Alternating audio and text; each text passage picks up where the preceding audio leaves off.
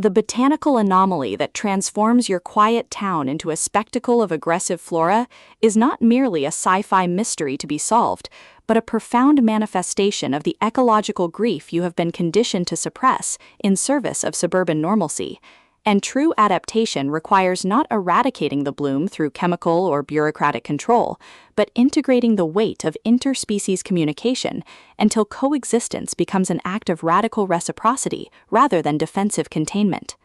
In Bloomtown Genesis, Ali North transforms the cozy sci-fi trope into precise exploration of botanical sovereignty and communal healing, proving survival isn't found in restoring the status quo, it's forged in honoring the intelligence beneath the petals, when every civic expectation demands you remain either victor or victor.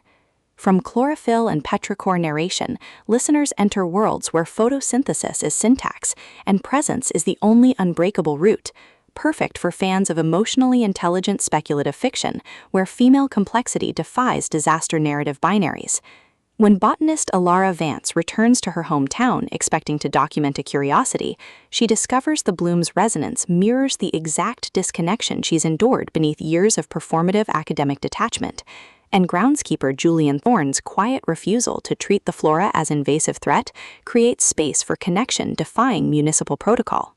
Navigating sentient ecosystems and buried attractions, Alara realizes this genesis isn't about invasion but recalibration, with North avoiding reducing Alara to rational scientist or Julian to mystical local, instead crafting radical reciprocity within constraint, where trust is earned through honoring boundaries, even as biology blurs them. And audiobook narration amplifies this alchemy by capturing Alara's disciplined focus fracturing into clarity, and Julian's guarded intensity revealing warmth beneath vigilance, making listeners feel seismic shifts of souls learning some blooms can only be understood when you stop letting taxonomy define their validity. What elevates this beyond typical cozy sci-fi fare is portraying botanical intimacy as somatic practice rather than sensationalized horror, with Alara confronting how academic culture equated worth with objectivity, while Julian creates sanctuary where her contradictions exist without diminishment, their relationship evolving through shared silences during twilight pollination watches, bypassing performance,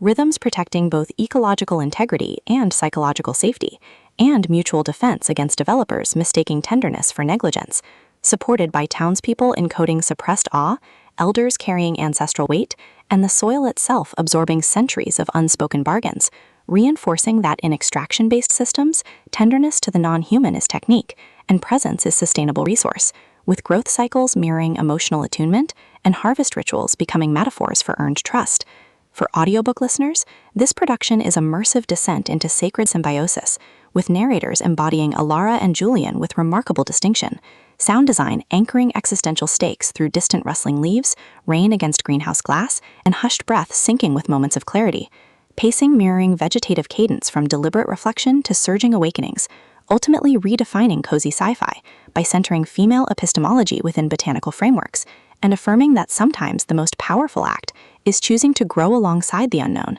honoring whole self even in landscapes shaped by transformation.